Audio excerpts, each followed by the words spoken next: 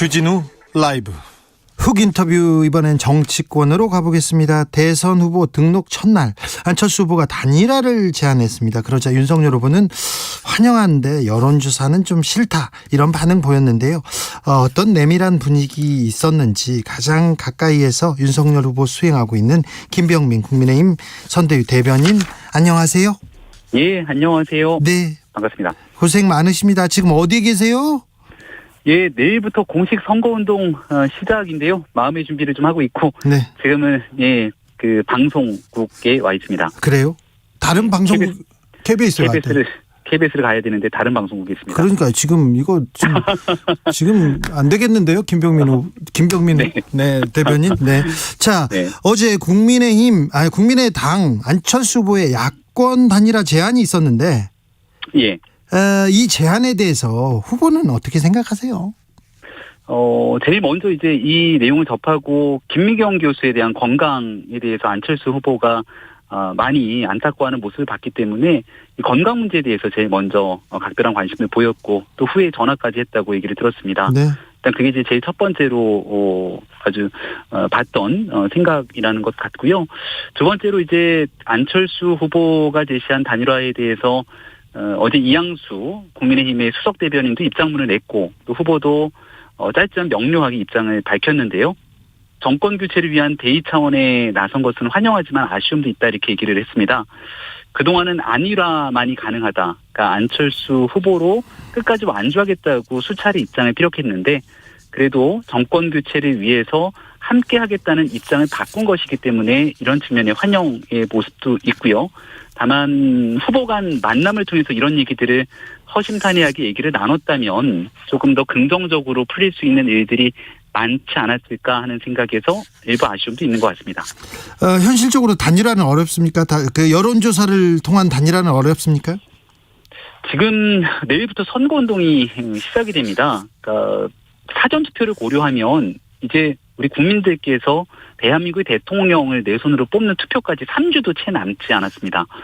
어제 안철수 후보께서 제시한 내용을 보면 4.7 보궐선거 방식을 준용하는 얘기를 꺼냈는데요. 구체적인 얘기를 하셨죠.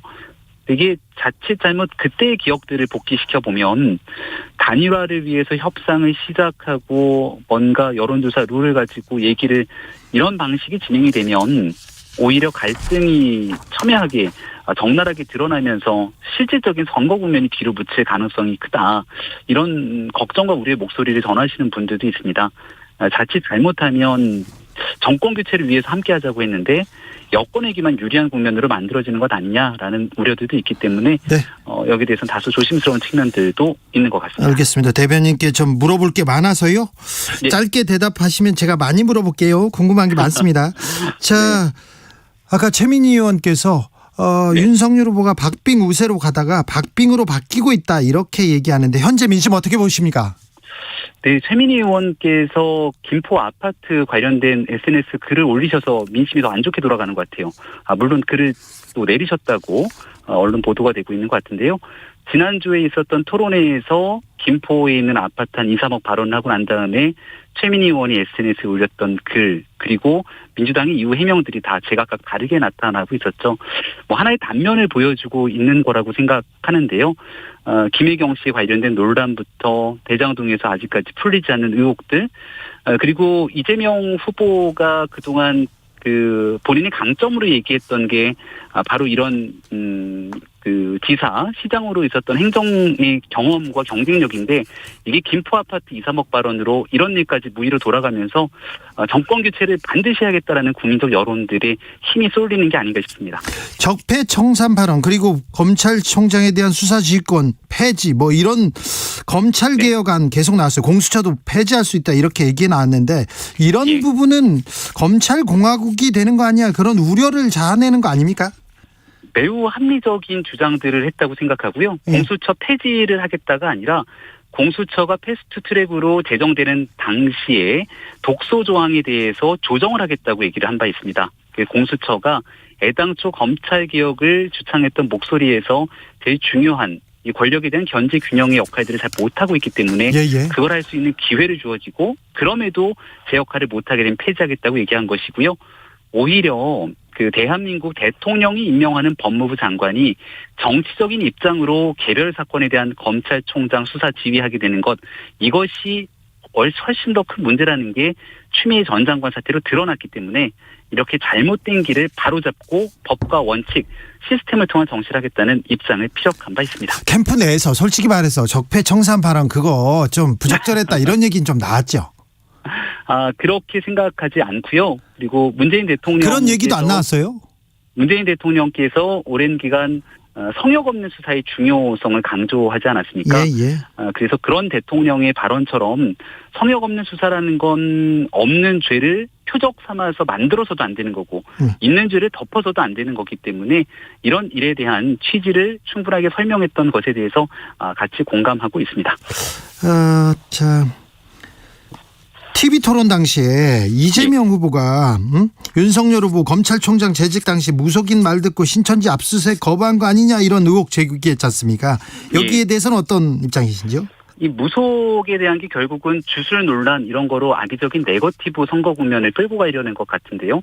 불과 얼마 전까지 네거티브 하지 않겠다를 선언했던 이재명 후보가 또 아주 금세 말을 바꾸는 모습을 보였는데 오늘 또 조금 전에 뉴스에 나온 걸 보니까 이재명 후보 선대위 상임위원장에 선임됐다고 임명장을 올린 인사가 윤 후보에 대한 저주, 주술, 의식을 행하는 사진을 올렸다 삭제하는 일이 벌어집니다.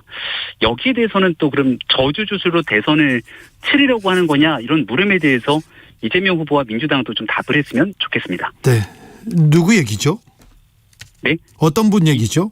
이재명 후보 선대위의 상임위원장으로 선임됐다고 임명장을 올린 인사가 그러니까요.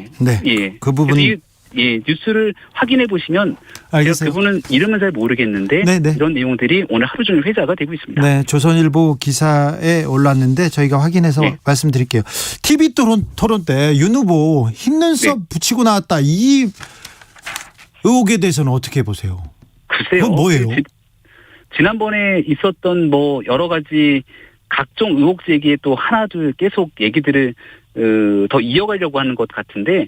아니 근데 옆에서 대변인께서 보셨을 거 아니에요? TV 토론 들어갈 때 잘하십시오 이렇게 그럼요. 하면서. 예. 붙인 건 아니죠? 문제가 되고 있는 게 아무것도 없습니다. 그래요? 예. 그러니까 흰 눈썹을 붙이거나 그러진 않으셨죠? 너무 얼토당토하는 얘기들을 가지고 계속 선거 국면을 이렇게까지 끌고 가려고 하는 건지 안타까운 심정입니다. 알겠습니다. 자, 대변인 그 자제가 쌍둥이 딸이 지금 초등학교 들어갔나요? 초등학교 이번에 3학년에 올라갑니다. 그래요. 자, 앞 기차에 탔는데 앞 좌석에 신발을 이렇게 딱 올려놨다. 그러면 어쩌실 거예요? 네. 제가 어제 있었던 사진 때문에 많은 또 국민들께서 주셨던 의견들 잘 보고 있고요. 곤혹스럽죠. 다만 설명을 드렸던 것처럼 후보가 이제 다리에 다소 좀 무리가 와서 옆에 있는 그리고 이제 이렇게 참모들에게 양해를 구하고 잠깐 올렸다 내렸던 일인데요. 그럼에도 불구하고 국가의 지도자가 되겠다는 사람이기 때문에 여기에서 국민들께서 보시기에 좋지 않다고 생각되는 일이 있으면 이런 일들 두 번 다시 없어야 되는 일이라고 생각하고 작은 부분 하나하나까지도 세심하게 챙기겠다고 송구한 마음을 조금 더 밝히기도 했습니다. 더 잘하겠습니다. 네, 이상일 보좌역이나 김병민 대변인이 발 올리면 이거 후보님 그러시면 안 됩니다. 이런 얘기는 안 하셨어요? 옆에서 그냥 무작정 발을 올린 건 아니었다고 다시 한번 말씀을 드리고요. 양해를 구했다. 다리가 안 좋은 상태에서 양해를 구하고 잠시 올렸다 또 내렸던 상황이기 때문에 거기에 대해서 제가 바로 옆자리에 있었지만 그걸 이렇게 지금 얘기가 나오는 것처럼 그렇게 문제 삼을 정도의 상황이라고 현장에서는 이렇게 여러 가지 의견들이 있었습니다만 무튼 조금 전에 윤석열 후보께서 발언을 직접 국민들께 메시지를 전달했기 때문에 세심한 부분들까지도 더 잘 살피겠습니다. 네, 아무튼 구두는 벗으셨어야죠. 그 얘기는 하셨어야 되는데, 근데 저는 이해가 안 되는 게 공보팀에서 왜 이 사진을 올렸을까요? 공보팀에서 올린 것은 아니고요. 아마 이상일 보좌역이 개인적인 SNS에 사진 글을 올렸다가 삭제한 것으로 알고 있습니다. 그래요? 그냥 실수였습니까? 뭐 개별 선대위 관계자에 대해서 제가 가타부터 언급하는 것은 그렇게 적절하지 않은 것 같습니다. 네. 네. 자, 지금 내일부터 선거운동 시작되죠? 네, 내일부터 본격 선거운동 시작됩니다. 지금의 판세는 어떻습니까? 지금의 흐름은? 정권 교체를 바라는 국민의 민심이 윤석열 후보에게 굳건하게 모여 있다. 뭐 저는 현장을 다닐 때나 아니면 뭐 시시각각 들어오게 되는 많은 민심들의 흐름들을 접하게 됐을 때 여전히 윤석열 후보와 함께 정권 교체하자는 여론이 훨씬 더 우세하다고 생각합니다. 그래요. 아무튼 검찰공화국 되는 거 아니냐 이거에 대해서는 약간 경계하는 사람들도 많다는 것 좀 그 캠프 내에서도 얘기가 나옵니까? 국민들께서 물론 그 모두가 다 한 목소리를 가지고 있는 것은 아니겠죠. 예. 또 반대되는 진영과 입장에서 한쪽에서 우려되고 있는 목소리를 낼 수도 있다고 생각합니다. 네. 그래서 윤석열 후보가 더더군다나 내 사전에 정치 보복이란 없다 이렇게 강하게 메시지를 또 낸 바 있지 않겠습니까? 네. 대통령이 되고 나면 청와대의 민정수석실을 폐지하겠다.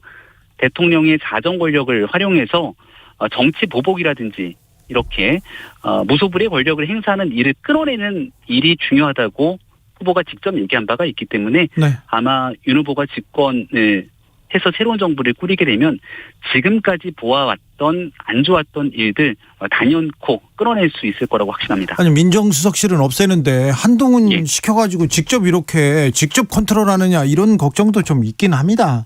세간의 오해라고 생각을 하고요. 예. 정확하게 중앙일보와의 인터뷰에서 나왔던 윤석열 후보의 메시지는 네.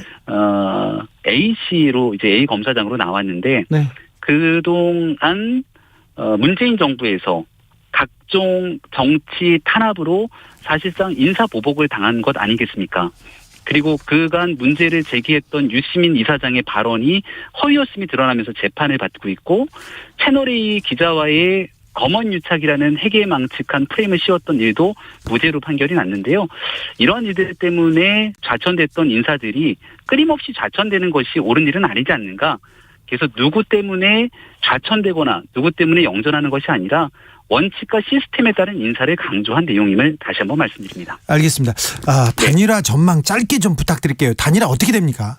결국 앞에 충분히 됩니까? 설명드렸던 것 같은데요. 그런데 됩니까? 네, 단일화. 네.